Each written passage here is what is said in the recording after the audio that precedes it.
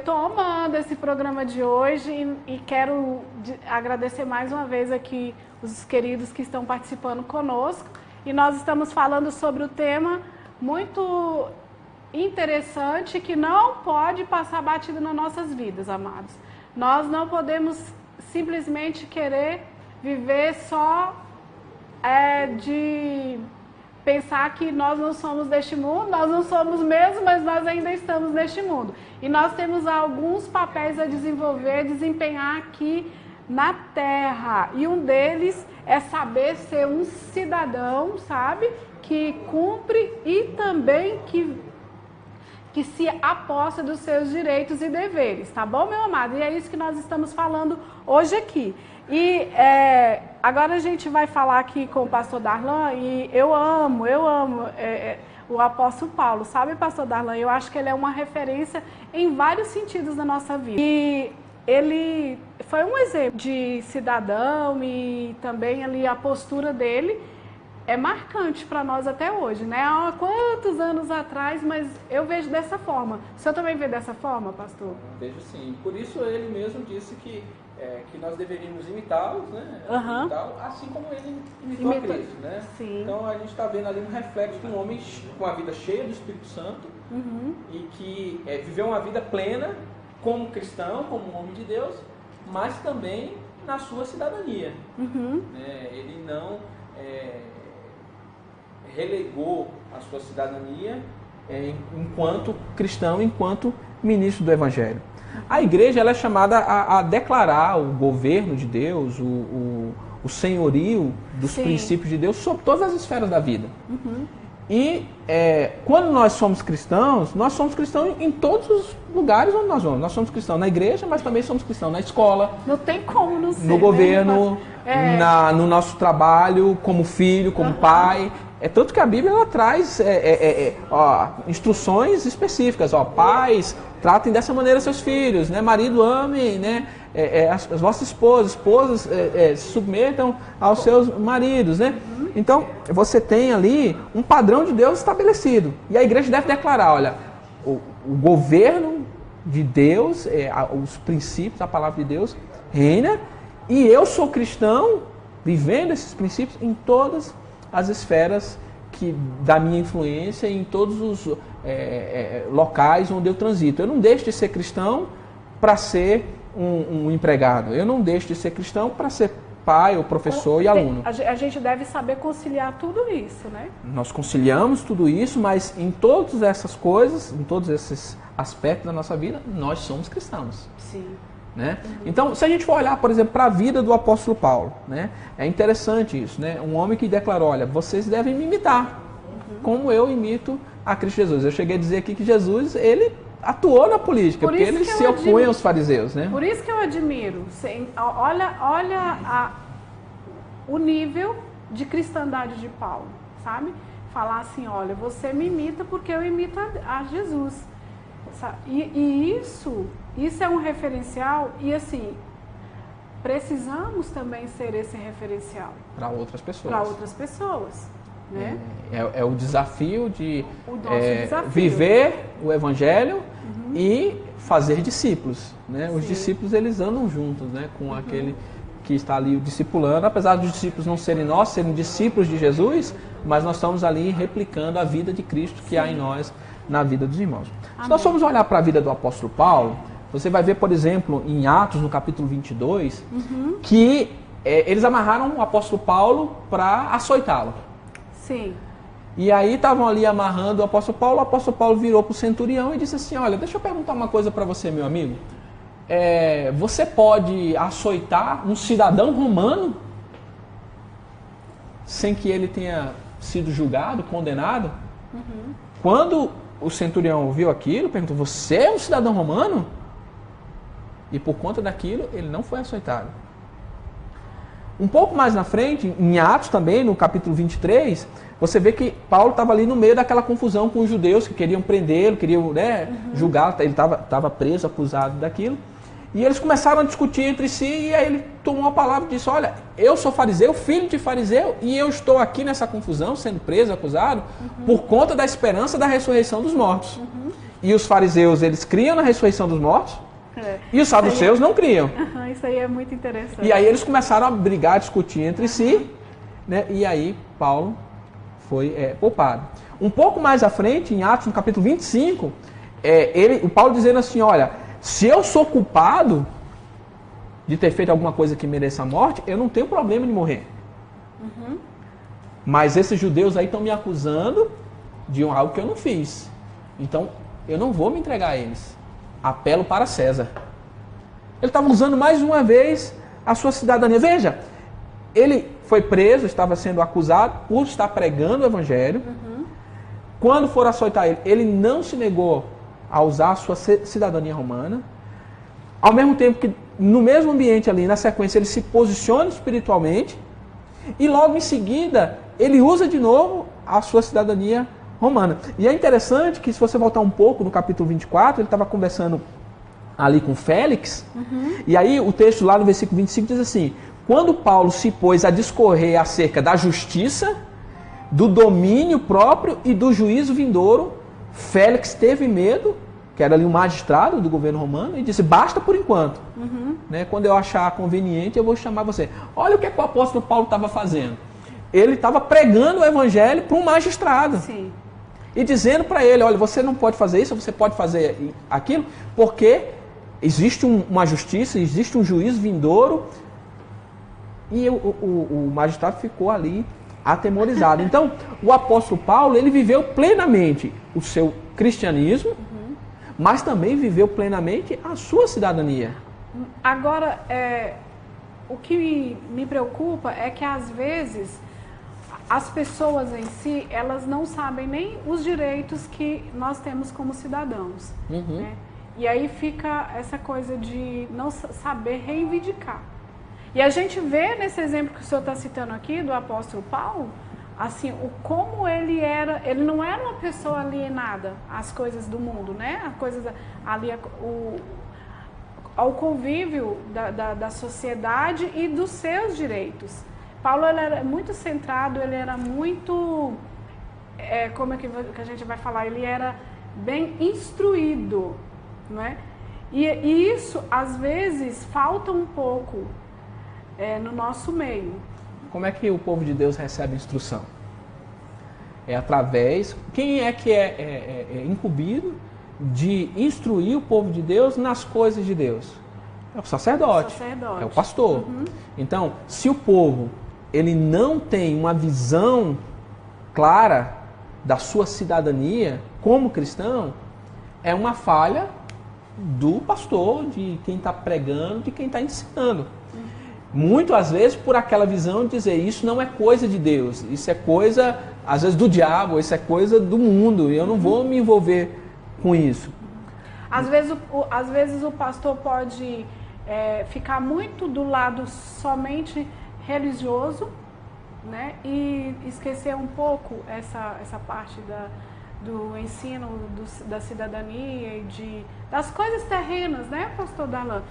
Mas as coisas não se separam, né? Nós somos, por exemplo, nós somos cristãos e estamos no corpo. Mas infelizmente há uma tendência em fazer essa divisão, essa separação, não é? E que aí, às vezes, nos deixa algumas pessoas assim, alienadas. Eu mesma não entendo muito de política, sabe?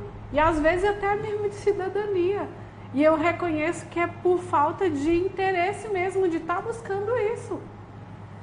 Crio ali o meu mundinho, eu tenho minha casa, eu tenho meu esposo que me sustenta. Hoje eu tenho um pequeno trabalho, né? E vou para a igreja, e ali na igreja é gostoso, e eu oro e tal. E eu fico acomodada nessa situação.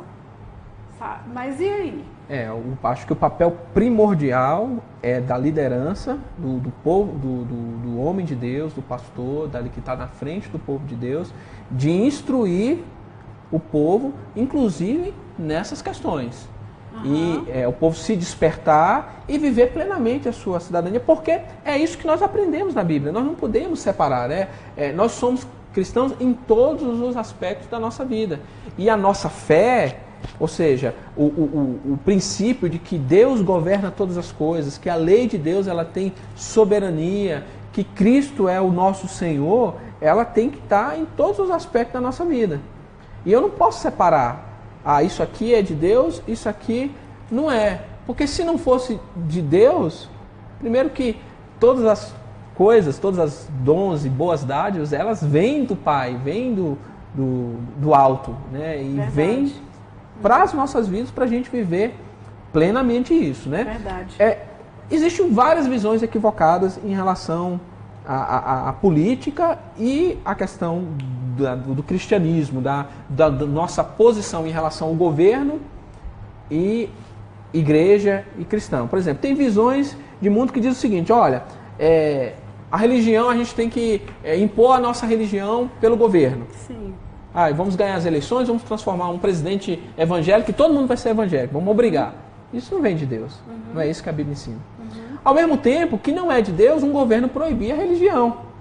Nós temos que nos posicionar, assim como nós não devemos exigir que tenha nenhuma legislação, lei, obrigando as pessoas a se tornar cristãos, nós não podemos aceitar que venham as leis proibindo a gente de cultuar, Sim. de ter culto, de ter nossa igreja funcionando, nossos louvores, nossas atividades como cristãos. Sim.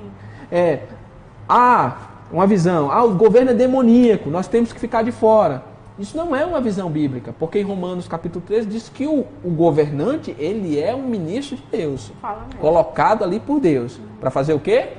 Punir o mal e recompensar aquele que é bom.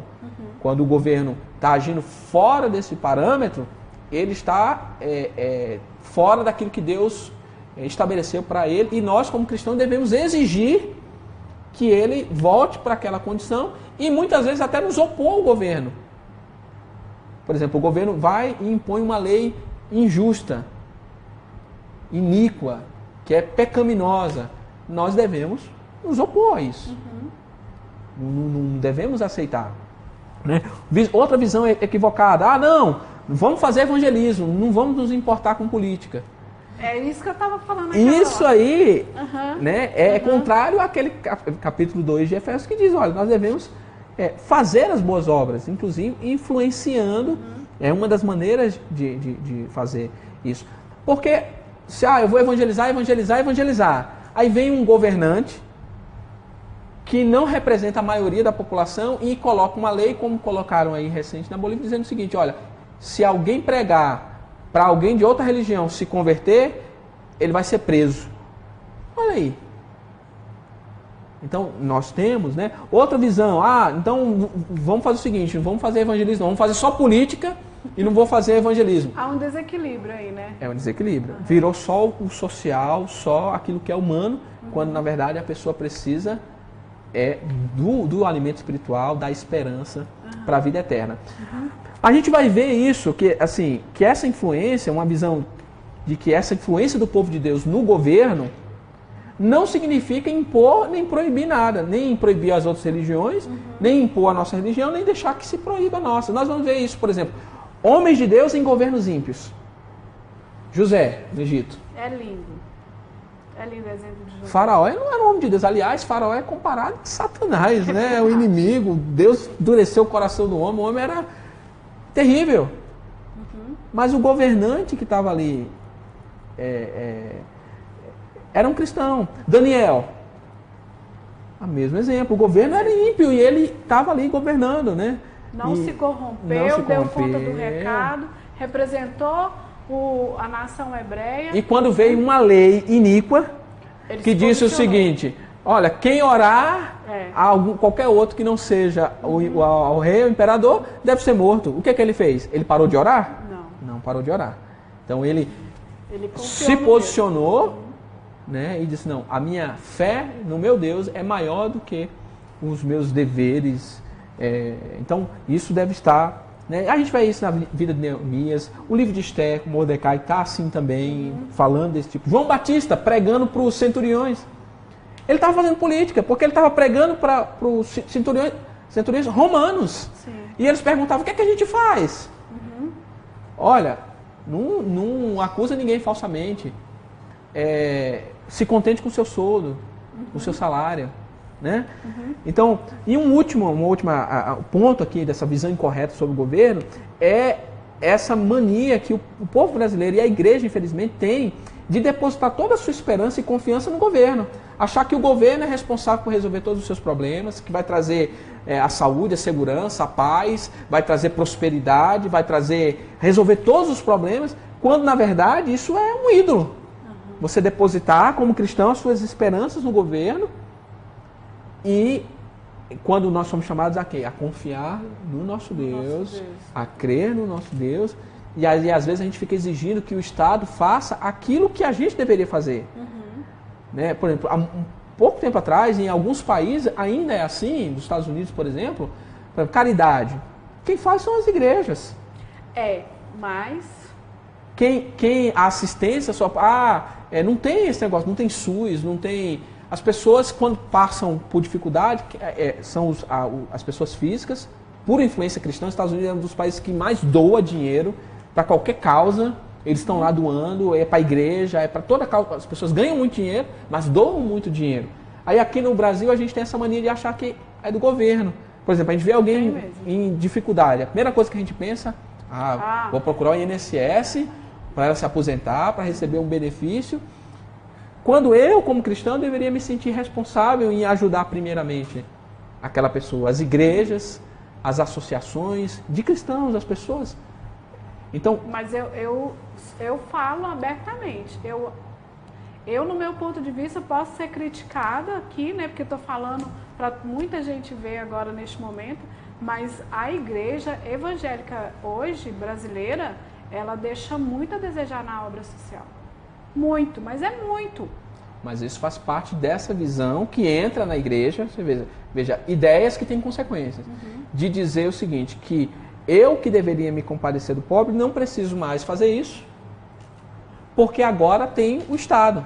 O que a Bíblia diz da verdadeira religião? Tiago falando, né? A verdadeira religião é visitar o órfão e a viúva nas suas aflições. Quando a gente pensa em órfão, a gente já pensa, o governo tem um orfanato. Quando a gente pensa na viúva... Vai trabalhar, né? Não, ela vai se aposentar, a gente vai conseguir uma aposentadoria para ela no governo. E a igreja ela não se eximiu totalmente da sua responsabilidade. Ao mesmo tempo, quando a gente diz para o governo que ele tem que fazer, quem sustenta manda. Quem paga a conta, né, manda. Então o governo te dá o dinheiro e diz, você vai crer desse jeito, você só pode cultuar dessa maneira. Nós estamos abrindo mão da nossa liberdade e entregando tudo nas mãos do governo. Agora é interessante, né? Tem até um livro que eu li recentemente, diz, pare de acreditar no governo. Né? E o subtítulo é, por que o brasileiro odeia os políticos, mas ama o governo? Quem dirige o governo? Não são os políticos? São. Por que eu acho que o político, que a gente tem aí, né, infelizmente, tantos exemplos de escândalos de política, de corrupção, por que eu acho que ele vai saber melhor o que é o melhor para mim? Por que o político que está lá vai saber o que é melhor para mim? Não, quem tem que saber o que é melhor para mim sou eu, segundo os princípios da palavra de Deus que estão norteando a minha vida. Eu que tenho que escolher, eu que tenho que decidir. Isso passa até por essa questão da generosidade, que nós temos que nos voltar para a palavra de Deus. Verdade, pastor Darlan. Amém, pastor Darlan? Mas na conclusão final aí... Se a gente for fazer um apanhado geral, né, o resumo disso é que a nossa participação na sociedade, na política de um modo geral amplo, mas também nas eleições, na cobrança e no nosso viver pleno da nossa cidadania, né, isso tem que implicar em mudanças na sociedade. Sim. Né? Estava dando uma olhada em alguns dados estatísticos. O Brasil tem 20%, no censo de 2010 tinha 20% mais ou menos de evangélicos, e tinha estados, por exemplo, como o Rio de Janeiro, que o número de cristãos evangélicos era maior do que qualquer outra religião, maior do que os católicos, maior do que os sem religião. Aí você vai olhar, por exemplo, a realidade do Rio de Janeiro hoje, que não é diferente do Distrito Federal, mas é emblemático, né? Muita violência, muita corrupção, um governador preso, políticos presos, morte, corrupção, promiscuidade, imoralidade. Olha, onde estão os cristãos? Para influenciar tanto os políticos que fazem as leis, mas também para influenciar a sociedade de um modo geral. Então a gente olha assim, das duas uma. Ou o cristão ele está sendo negligente, ou ele está sendo conivente. Pior. Né? Ou ele está participando da corrupção, daquilo que é ilícito, fazendo falcatrua, ou ele está simplesmente fechando os olhos, indo para a igreja orar, que deve fazer realmente, né? Quando Jesus falou assim, ó, você deve fazer essas coisas, mas não deve esquecer das outras. Sim. Né? Então nós somos chamados a fazer a diferença efetivamente. Vamos evangelizar, vamos ganhar vidas para Jesus, vamos. Mas vamos também ensiná-las a viver a cidadania dela de uma maneira plena e de uma forma que vá realmente fazer a diferença na sociedade. Para o bem da igreja, mas também para o bem de toda a sociedade. Amém, pastor Darlan. Glória a Deus. Pastor Darlan, agora com as suas considerações finais, amém? E quero agradecer muito a sua presença aqui, né? Foi uma bênção. E nossa live vai ficar gravada, depois vai ficar lá no YouTube, né? Lembrando você que está nos assistindo. E eu sei que foi muito esclarecedor e foi muito útil esse programa na minha vida e na vida de todas as pessoas que estão assistindo, amém?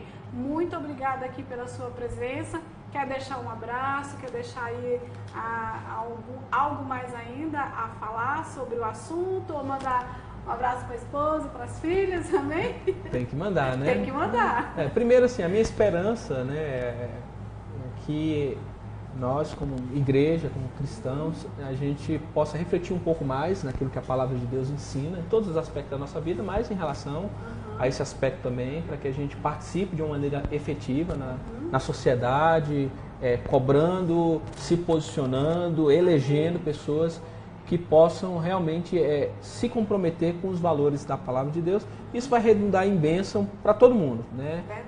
Quando a nação se volta para o Senhor, toda a nação será abençoada. Então, de olhar com carinho, né, os pastores, né, falarem mais a respeito disso, se posicionar, não de uma maneira pessoal, ou uma visão particular, ou muito menos para trazer benefício para si mesmo, mas aquilo que realmente vai trazer glória a Deus, redundar na glória de Deus. Amém. E também o bem do nosso país, que é tão sofrido com tantas situações, né? A gente tem essa esperança, né? Aí quero aproveitar também, né, para mandar um beijo, né, para minha esposa Keila, minhas filhas, né, a Lívia, Beatriz, né, também a minha mãe, irmã Edith, que está assistindo, os irmãos queridos aí que de alguma maneira vão acompanhar a gente, ver esse vídeo, né? E dizer também que foi um grande prazer estar aqui com você, né, nesse programa. E que o programa Vitrine Gospel cresça, né? Influencie, amém, alcance mais vidas, né? Pessoas que já está cumprindo um papel, né, de influenciar, de conscientizar, de trazer uma mobilização para o povo de Deus nessa cidade. E que cresça cada vez mais, né, para a glória de Deus, né, e o alcance e a influência na vida das pessoas, né? Essa é a minha oração, o meu desejo. Amém. E muito agradecido pela oportunidade, né? É uma honra estar aqui com você. Amém, pastor Darlan. Glória a Deus. Amados, e este foi, né, o nosso programa dessa terça-feira, esse programa abençoado. Nós queremos agradecer você que nos acompanhou e que compartilhou, né, o nosso programa. E queremos aqui deixar a bênção do Senhor Deus sobre a tua vida, sobre a tua casa. E queremos te dizer que Jesus Cristo, Ele é Senhor absoluto sobre todos e sobre tudo. E quero te dizer, né, que sem Jesus não dá. E que sem Ele, a nossa vida vai ficar embaraçada. Mas com Ele e com as orientações dEle nas nossas vidas, tudo rompe. Tudo caminha. Então que a minha vida e a sua vida seja para glorificar o Senhor Jesus. Que sejamos um testemunho vivo. E que nós possamos, deixar o Espírito Santo de Deus nos conduzir. E como foi falado hoje, meu irmão, vamos aprender, Vamos nos posicionar. Vamos tomar posse das plataformas que o Senhor Deus nos confiou. Vamos nos posicionar assim debaixo mesmo da direção de Deus, né? Não vamos nos acovardar não vamos ficar passivos não, tá? Vamos assim avançar, porque como o pastor Darlan mesmo falou, nenhum espaço fica vazio. E se a gente não toma o nosso lugar, se a gente não faz o nosso papel, há quem vai fazer, há quem tome. né? Mas com a cabeça diferente. Porque cabeça de cristão, só quem é cristão. Decisões de cristão, só quem é cristão. Atitude de cristão, somente quem é cristão. Então que o Senhor Jesus Cristo te abençoe e te guarde em nome de Jesus. Amém? Glória a Deus. Aleluia.